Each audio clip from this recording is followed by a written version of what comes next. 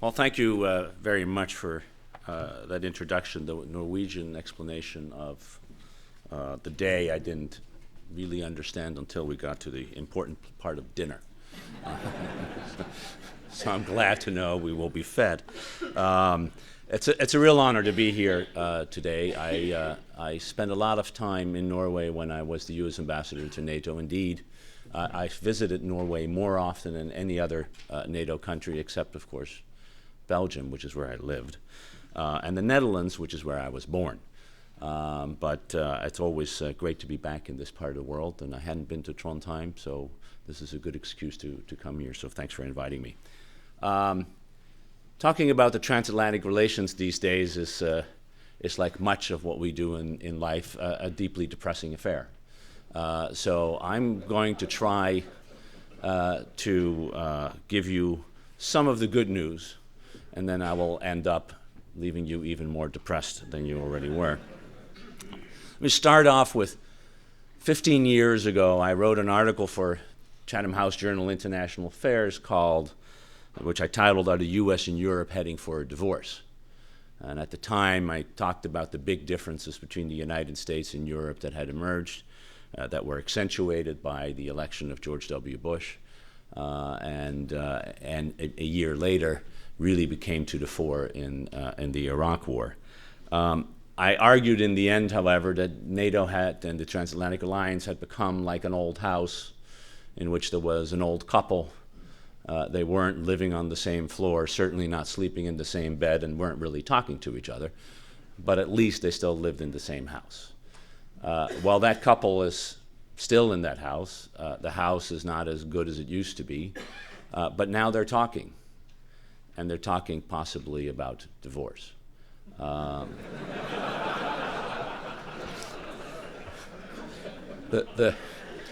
It's funny if it wasn't true.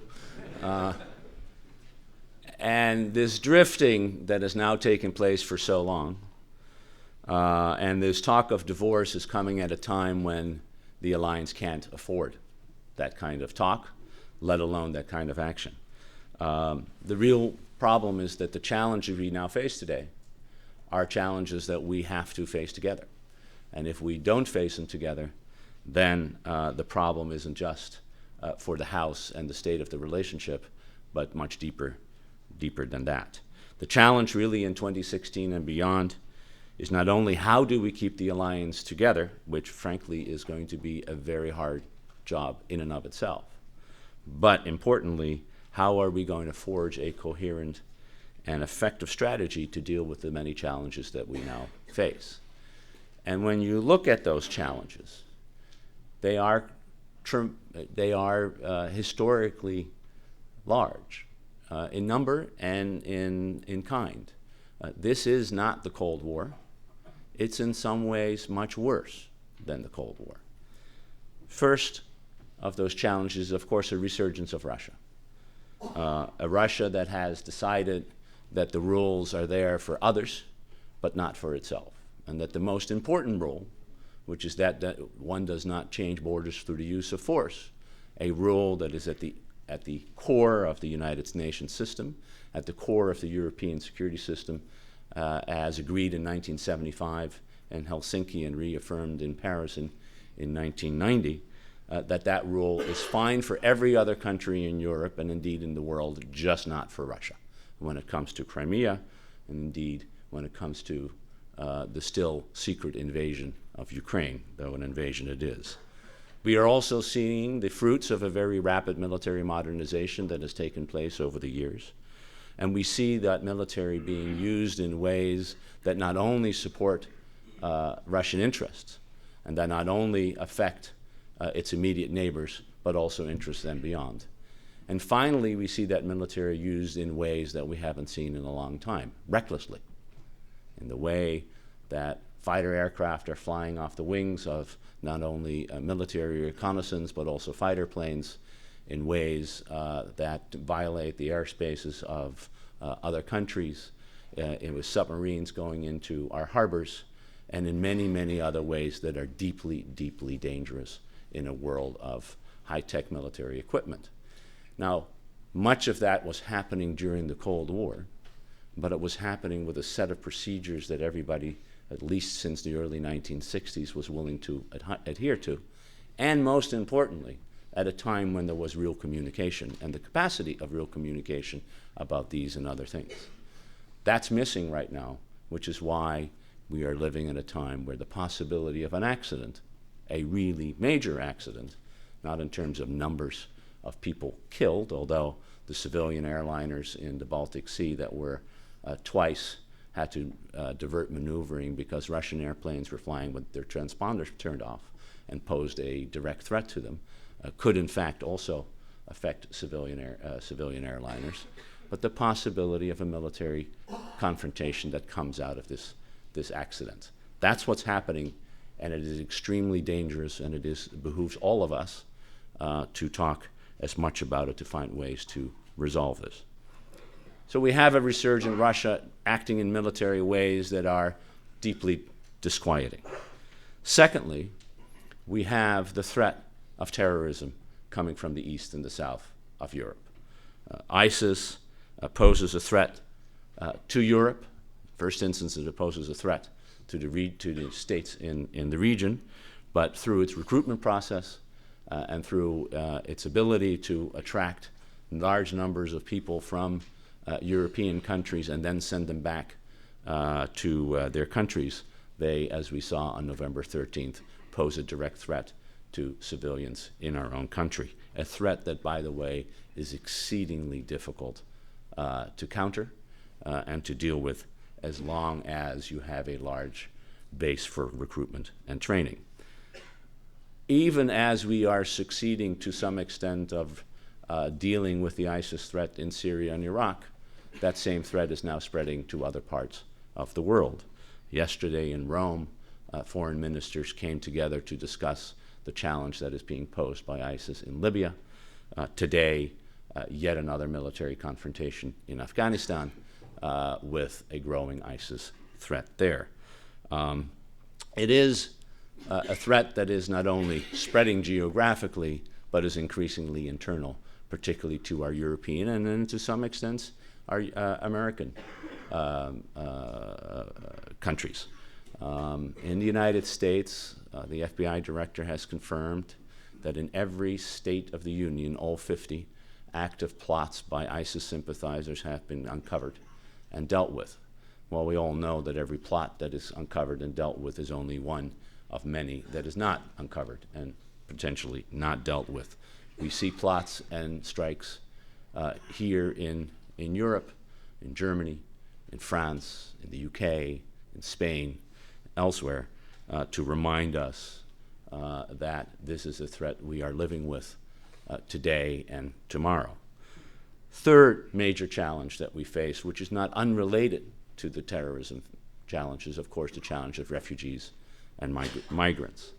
With well over 1 million migrants and refugees coming onto European shores in 2015, and if you thought that was a lot, just wait till this year, coming across, we now are faced with the reality that the traditional way of dealing with migration and refugees, which is through integration into our societies, is becoming increasingly difficult. The numbers just are too great to do this in a way that is stabilizing and effective for the countries that are willing to engage in this.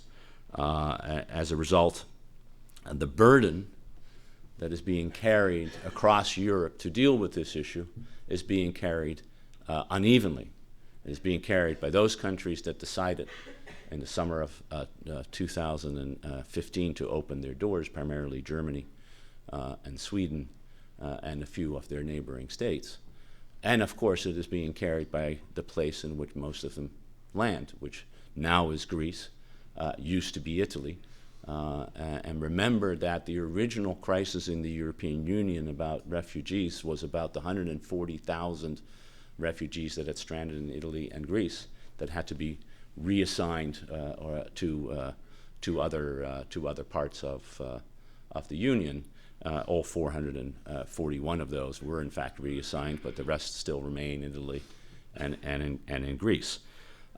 What is more disconcerting is that there is no strategy by any European country, or worse, by the European Union, that seems to be capable of dealing even with those who are already on European territory, let alone with those who are about to come.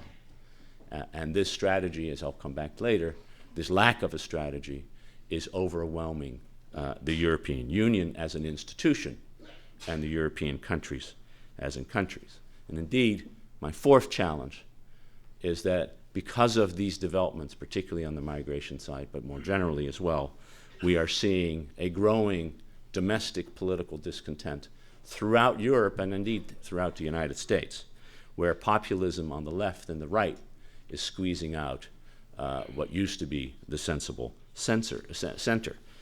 It's gaining strength throughout the European Union and indeed in the United States. In Greece, we have the left taking over the government through successive elections. In Spain, the left and right are coming up increasingly strong and have made it difficult for a viable government to be formed.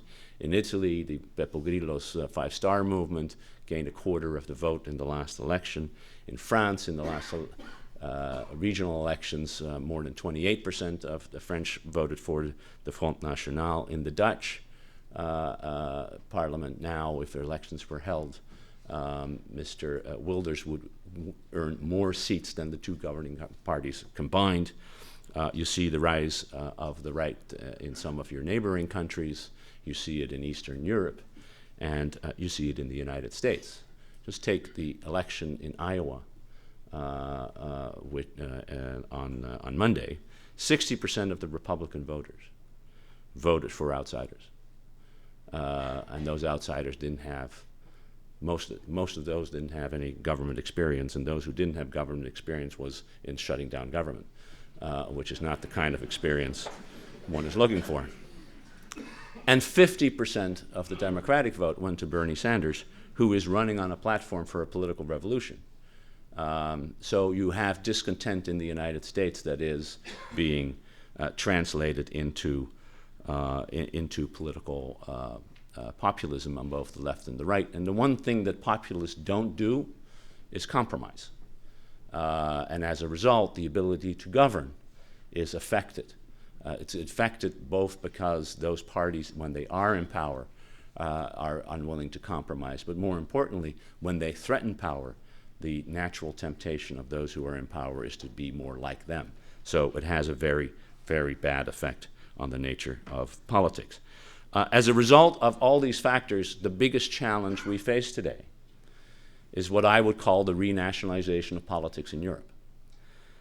In Europe, the pressure on the EU and EU institutions is leading individual countries to take matters into their own hands, to turn inward not only in a European sense, but more importantly, in a national sense.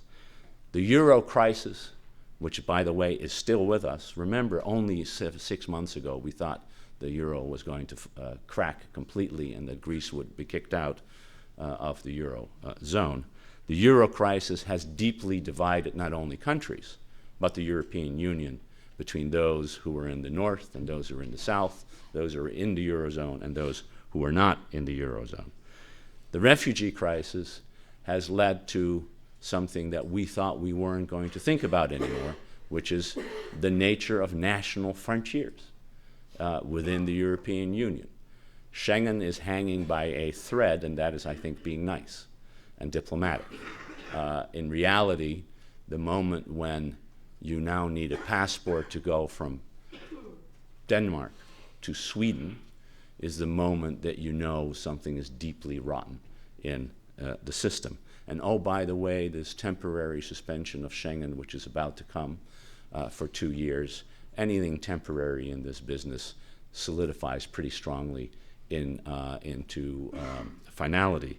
And the result is not only that you will have to forcibly keep refugees out and migrants out, but also that the ability to trade and to prosper will be deeply affected by the inability for cars and trucks and trains and flights to move from one area to the next.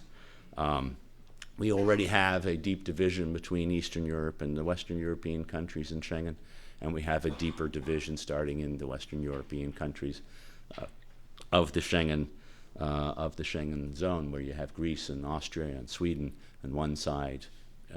Sorry, not Germany, Austria and Sweden on one side, Greece and Italy on a completely different side.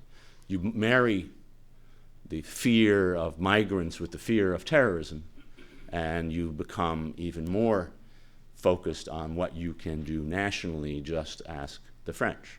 And if you look at the French Paris post-November 13 reaction, their reaction, an understandable one, has not been to let's expand this problem and make it one for the European Union. It is to focus on what France can do at home.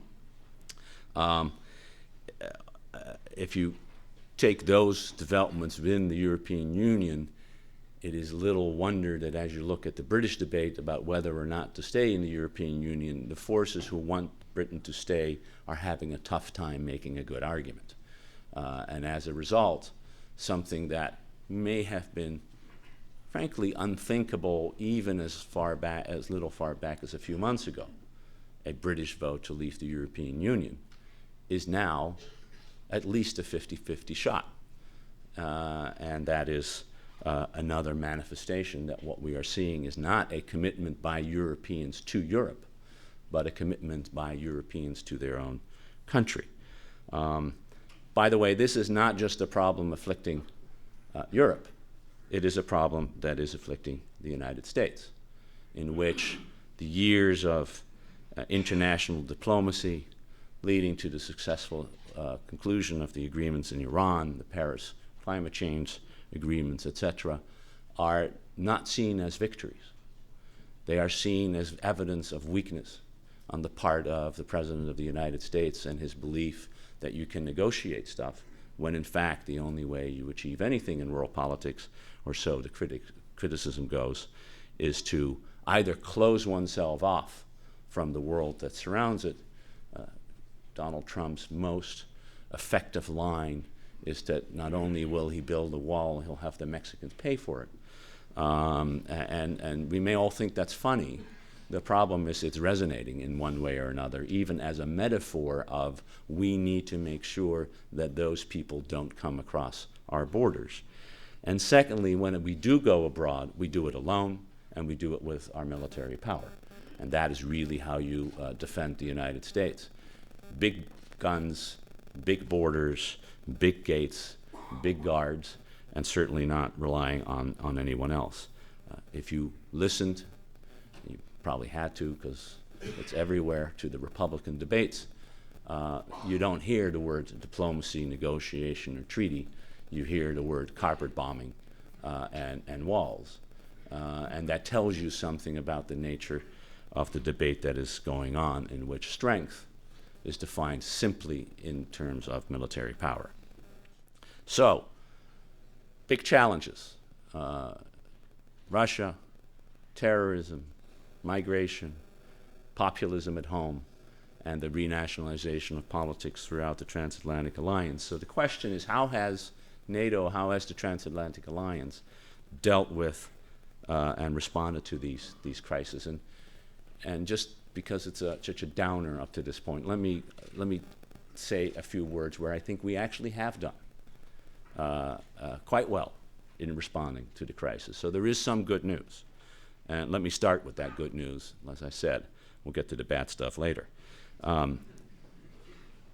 If Russia thought that by annexing Crimea and invading Ukraine, it was going to pose a challenge to European and transatlantic unity, it really did miscalculate. Because the one thing that unified NATO in a way that it hasn't been unified for quite a long time, certainly wasn't when I was there, though parenthetically I would say that before I came, Russia invaded Georgia. After I left, Russia invaded Ukraine. You decide why that was so. But the invasion and annexation has concentrated the mind of the NATO alliance in a way that we haven't seen in a very long time, and in a good way. I remember when I left NATO in July of 2013, the big question for the Wales summit was how, after Afghanistan, what was the purpose and rationale for NATO after Afghanistan? That was going to be the focus of the Wales summit, and thank you, Mr. Putin, we decided that you were going to be the rationale for NATO once again. And as a result, the re-emphasis on collective defense has not only been real in theory, it's been real in practice. We developed a rapid reaction plan. We set up headquarter elements in all East European countries for NATO, unthinkable when I had been there. By the way, when I got to NATO in 2009, we had no contingency planning for the defense of the Baltic states, none. For 5 years, NATO had 3 allies who we were collectively responsible for defending, and there was no contingency plan for them.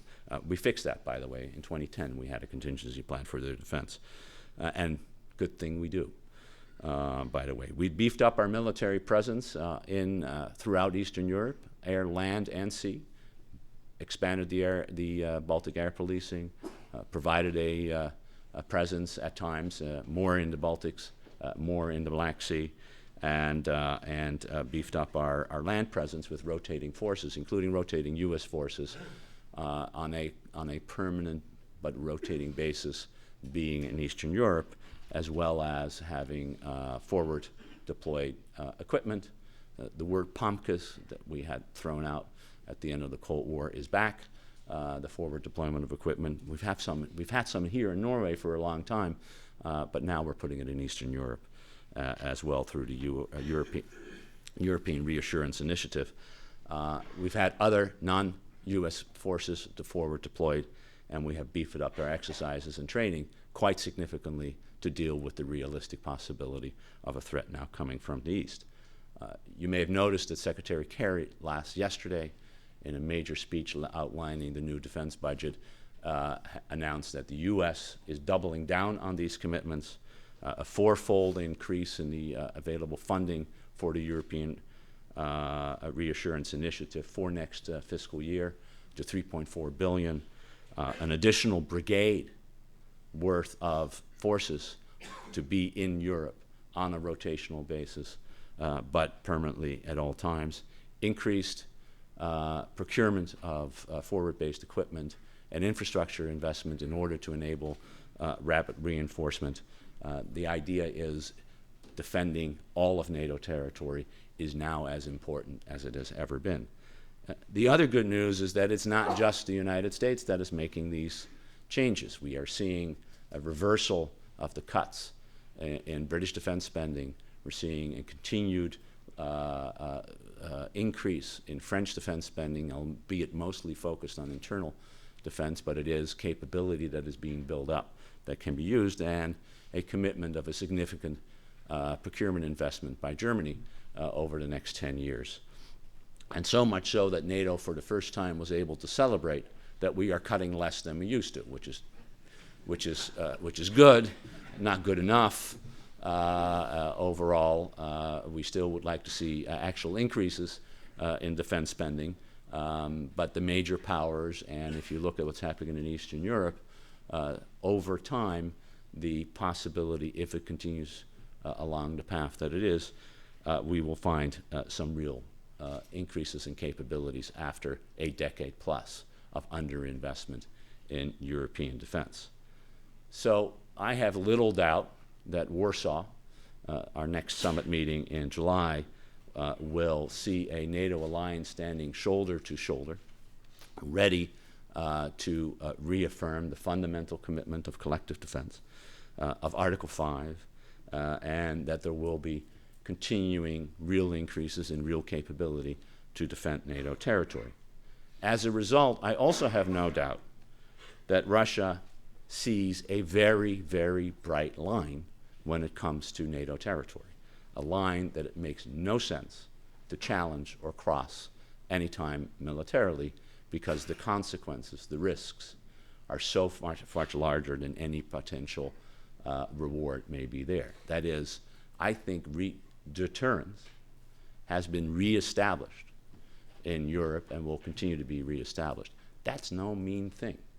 That's what NATO and the alliance is all about. And whatever else is happening at the moment, that is an achievement we should celebrate.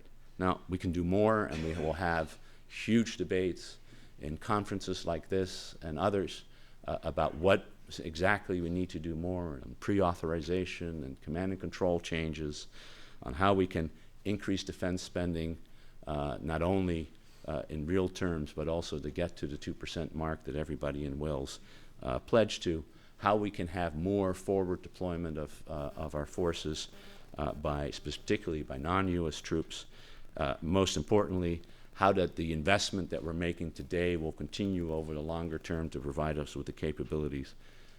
Tomorrow we will have debates about our continuing unity to confront Russia over Ukraine, which up to this point has been remarkably united, but you see in parts some wavering, how we can continue to support Ukraine and make sure that Ukraine succeeds, and how that we make sure that that NATO and the transatlantic partnership continues to stand united against this threat. Those will be debates, and they're worth having, but the bigger picture is that on the essence, we are doing quite well. Second piece of good news, a little smaller, but nevertheless it's there, is the anti-ISIS campaign is demonstrating, at least in the transatlantic field, a remarkable sense of cohesion and common commitment. The Europeans have joined the United States and others in the military effort to support Iraq and to help defeat ISIS. In fact, the Arabs used to be there. They're no longer there. They're apparently more concerned about a war that is somewhere in Yemen. So having the Europeans there, particularly in the air and on the training side, is an extraordinarily important demonstration of the alliance being united on a common purpose. We can talk about whether we should do more and how much more and where, but this is actually a mission, not unlike the Afghan mission, where there is a remarkable degree of operational cohesion and common effort that is ongoing. This is not, unlike, for example, the Iraq War in 2003, a divisive issue for the alliance. It's one that actually unites the alliance in its efforts, and even countries like Estonia and Lithuania are finding ways to contribute to this common effort as a signal that they understand that the security of the countries most directly involved is important to their security as well. Now, the U.S. has asked for, and I think Secretary Carter is coming to Brussels next week, just before the Defense Ministerial, to have a discussion about how we can do more training, more advising, more reconnaissance capabilities. NATO will have to decide whether it wants to use its AWACS aircraft in order to help the campaign, and those kinds of discussions will continue. But if you have to do a balance sheet of, is this one where the alliance is coming together and trying to work in common purpose, versus is this an area where the alliance is divided, the good news is that despite the challenges we face, there is good progress there. We're showing solidarity, and frankly, underscoring that on this issue, the transatlantic alliance is quite healthy, i.e. they're talking and not about divorce, which is always a good thing. But that's the good news. Let me turn finally to what I think is the bad news, and the thing that keeps me awake at night and keeps me drinking red wine late last night with some of you folks, which is that the European Union is facing an existential crisis for the first time since 1957, when the European Common Market was created.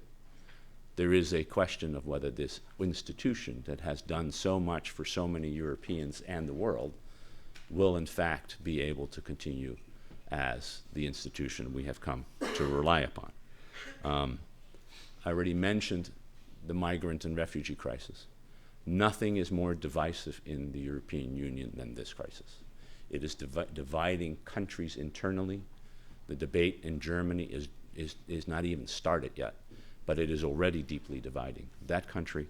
It is dividing countries between themselves, and it is leading to the dismantling of the very institutions that make the European Union a union. Border controls, the Schengen Agreement, even the idea, serious discussion in Brussels of ring-fencing a EU member, the idea of deploying troops and police equipment on the Macedonian-Greek border to make sure that all those migrants stay in Greece, which, by the way, last time I looked, is a member of the European Union. And so if solidarity for dealing with the crisis is to take one part of the union and says, you deal with it, and let's cut ourselves off of that, that sends a signal about the union that is deeply, deeply divisive. So the idea that we are leaving some countries to shoulder the burden while saying, not us. What happened to the redistribution of the 140,000 migrants from Greece and Italy is one such thing. And the reality that when you have a country like Germany taking in 1 million refugees when other countries are literally keeping their doors closed is a divisive kind of effort inside of these countries. It leads to politics that are deeply ugly and are likely to become uglier. And I think that's a diplomatic word. And I think most importantly, as we were discussing last night, there's no end in sight. None. This is not a problem that is solved today. It's a problem that is only going to get worse. And there is no strategy. There's no idea how to deal with it. And as a result, the natural temptation is to turn inward and say, it doesn't matter what happens out there as long as we're not affected. That politics exists in the United States, the politics is strong here, and it has a huge consequence for the European Union. If that wasn't enough, you have a second crisis which we haven't solved, which is the euro crisis. The euro crisis is still with us. It's not resolved, it is just kicked down the road. We have Greek debt, which is unsustainable, an Italian banking crisis that is being hidden but is real. We have a north-south division on the fundamentals of how you deal with the international system. And so you have a real crisis that in and of itself was threatening the union, now on top of what's happening on the refugee side is creating problems. And then the third crisis is the decision by the British Prime Minister to put the future of the EU in the hands of his voters. I have nothing wrong with asking voters certain questions, but this is a big one. This is a big one with real consequences. And it was decided for internal political purposes because Mr. Cameron had to deal with the Eurosceptic in his party, but he's taking down the entire union, or at least putting the future of the union in their hands. So this is an existential crisis for the EU. If Schengen goes down, if the euro goes down, if Britain leaves the European Union, it is a different European Union, a very different European Union. And this is where the transatlantic alliance comes in. There may have been a day that some Americans thought it a good idea for Europe to be divided so that we could pick and choose. That day's gone. We need a strong Europe to be standing alongside the United States to deal with the challenges that we face. And if Europe falters, as it may well, then the natural response for the United States isn't, we'll fix it. It's, you fix it. You're on your own. This is your problem. You created it. You figure out how to solve it. We have our own problems, too many of them. So a divided and a renationalized, internally focused Europe is one that is deeply deleterious for European and global security, but it's not something the United States can fix. The natural idea, let's have American leadership. Where is the United States? How are you going to do it? How are we going to deal with this particular crisis if Europe can't deal with this particular crisis? It's been 70 years since the United States had to come to the rescue for this continent, and it doesn't have the political muscle, the economic wherewithal, the military means, and and fundamentally the interest to resolve a problem that can really only be resolved internally. So this is a challenge for Europe to resolve, but it is one in which the United States has a real interest. And if you need our help, we'll be there. But the idea that we will be there to solve this problem for you is not going to happen. We will speak out against Brexit. We will speak out about the need to maintain internal unity. We will look for strong common approaches and for a strong and viable NATO, as we saw yesterday. But ultimately, the only way in which we're going to avert the kind of disaster that I think we're looking at today is for Europe to get its act together. Thank you very much.